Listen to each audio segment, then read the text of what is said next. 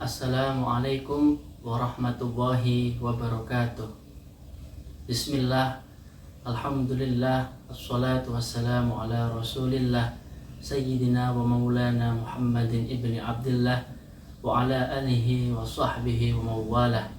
Subhanaka la ilma lana illa ma 'allamtana innaka antal alimul hakim.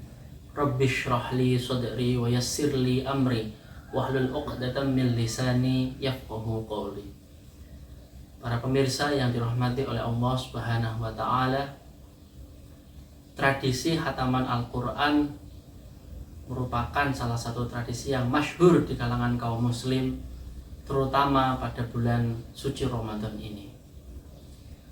Mungkin banyak dari kita semua secara pribadi maupun kolektif memiliki target untuk menghataman Al-Quran. Paling tidak, misalkan dalam bulan Ramadan ini 1 kali khataman.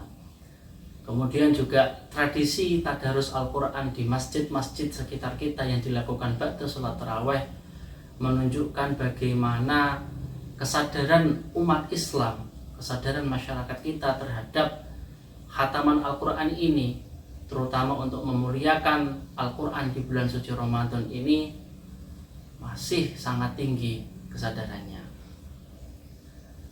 Dalam salah satu kitab yang berjudul At-Tibyan fi Adabi Hamalatil Quran, di dalamnya terdapat satu bab yang menjelaskan tentang fi adabil khatmi wa ma yata'allaqu bihi.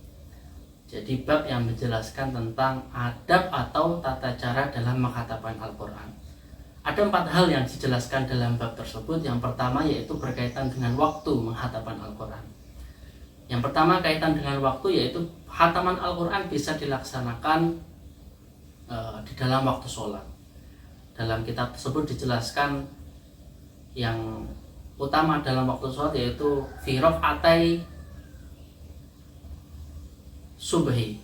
Jadi dalam sholat sunnah fajar atau qobliyah subuh, kemudian juga fi raq'atai ba'dal maghribi, ba'da sunnatil maghribi.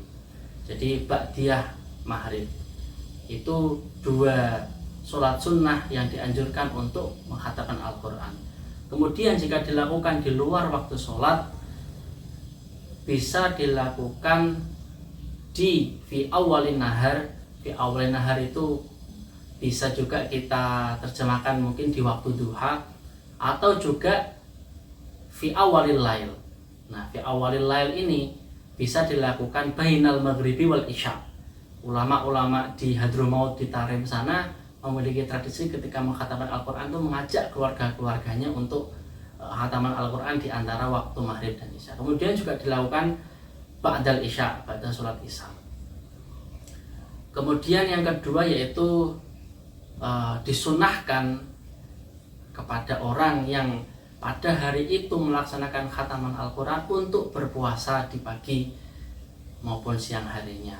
Nah, ini juga dianjurkan dan dicontohkan oleh ulama-ulama kita terdahulu.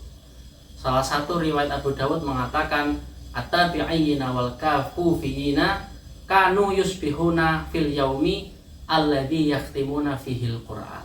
Jadi ketika menghatamkan Al-Quran, orang-orang terdahulu itu melaksanakan syam. Nah, ini perlu untuk kita contoh dan kita amalkan sebagai salah satu adab dalam khataman Al-Quran. Kemudian yang ketiga yaitu menghadiri majelis khataman Al-Quran. Dulu ada salah seorang sahabat yang kerjanya itu suka hadir dalam majelis Al-Quran. Karena apa? Karena beliau sangat paham bagaimana berkah, bagaimana manfaat dan betapa besarnya faedah dalam khataman Al-Quran tersebut. Kemudian salah satu hadis mengatakan kana Anas bin Malik qala idza khatamal Quran jama'a ahlahu wa ta'a.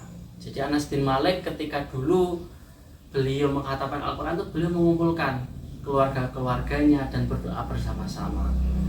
Kemudian fi ba'di riwayat sahihah dikatakan innar rahmata tanzilu inda khatimatil Quran. Jadi rahmat Allah itu turun ketika majelis khataman Al-Quran itu berlangsung.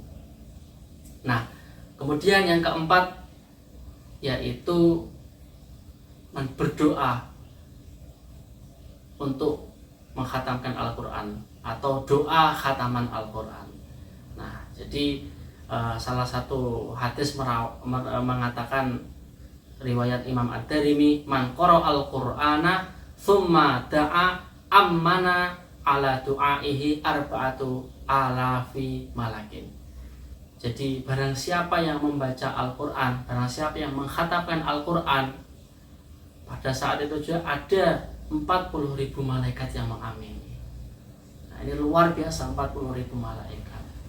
Nah, kemudian para pemirsa yang dirahmati oleh Allah Subhanahu wa taala, ada satu hadis yang menunjukkan tata cara menghatamkan Al-Quran, dan ini sudah kita lakukan dalam tradisi-tradisi kita, yaitu ketika Kanjeng Nabi Muhammad SAW selesai membaca suratun Nas, minal jinnati wan nas, itu tidak shadaqahul adzim, tetapi beliau iftataha bi suratil Fatihah. Beliau melanjutkan dengan membaca suratul Fatihah.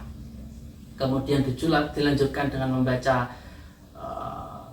fi awali suratil Baqarah alif lam mim hingga wa ulaika humul muflihun, kemudian berdoa khataman Al-Quran. Tetapi kalau dalam tradisi kita itu nanti dilanjutkan seperti rutinitas tahlil, setelah ulaika humul muflihun dilanjutkan dengan ayat kursi, dilanjutkan dengan membaca akhir surah Al-Baqarah, kemudian dengan membaca zikir-zikir, dan dilanjutkan dengan doa khataman Al-Quran.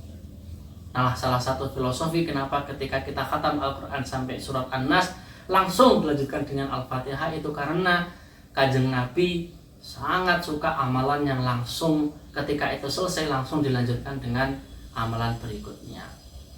Para pemirsa yang dirahmati oleh Allah Subhanahu wa taala, demikian yang dapat saya sampaikan. Semoga pada 10 hari terakhir di bulan Ramadan kali ini kita semakin semangat dan semakin istiqomah, dan semoga ketika kita sampai pada khataman Al-Quran, kita telah selesai menghatamkan Al-Quran, semoga kita bisa mengikuti anjuran-anjuran yang telah diajarkan oleh kitab At-Tibyan fi Adabi Hamalatil Quran ini. Mohon maaf bila ada kesalahan dan kata yang kurang tepat. Wallahul muwaffiq ila aqwamit thoriq. Wassalamualaikum warahmatullahi wabarakatuh. Audio Jungle.